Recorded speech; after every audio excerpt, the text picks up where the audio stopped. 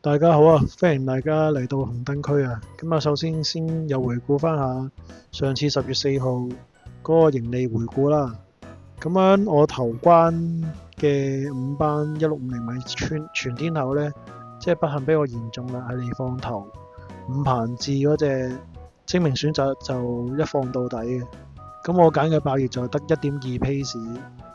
而第三場4班1650米全天候呢。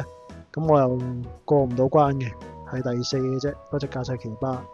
咁啊累積盈利就-82蚊，咁啊真係講句唔好意思先。咁啊嚟緊可能為咗提升呢個命中率同埋補翻本呢，咁啊嚟緊未必再 win 過關、pay 過關，可能會改玩法。咁啊各位有留意呢個頻道嘅聽眾啊，敬請留意啦。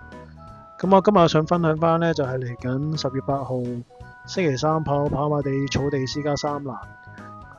咁通常私家3呢，就傳統上係嚟放頭，咁當日呢，就跑9場賽事，咁我想同大家今日分享呢，就係其中一個4班1650米嘅賽事嘅。咁首先我介紹呢，就係已經搏咗好耐，就係嗰隻廖康銘嘅試跑得，咁我搏咗好多次都係攞第4，形勢唔好啦。咁呢課試集咧，見到極速換冠同埋就喺大外欄嗰兩隻白色衫，最外邊嗰隻就試跑得，埋啲嗰隻白色衫咧就係呢個極速換冠。你見到其實佢哋追勢嘅能力係一樣，大致上，而且推騎嘅幅度都係咁上下，所以其實我評估嘅實力係差唔多嘅。但上場咧，極速換冠就已經 win 咗啦。反而隻試跑得第4，點解會咁呢？我哋睇翻上次9月10號跑馬地1650米 A 欄，咁你見到呢，粉紅色袖嗰個呢，就係極速換冠，佢又蝕住位大概6碟咁樣啦，但係試跑得比佢更蝕，就8碟咁跑，所以形勢上係被動好多。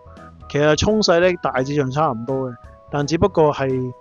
極速換冠快過佢發力，所以你變咗追唔到佢啦。所以今次如果試跑得喺6檔以下拎個好位呢，而到時場地係離後上呢，隻試跑得呢又成大冷手1倍以上呢，其實可以買得過嘅。跟住我想介紹就係文佳良隻紅海徑，咁呢課試集呢，你見到風雲武士、次神區同埋紅海徑都喺入邊嘅。咁啊內檔藍色衫嗰個就係風雲武士，中間紅色眼罩嗰個就係次神區。而最後邊嗰隻就係紅海徑，咁你開頭你見到呢，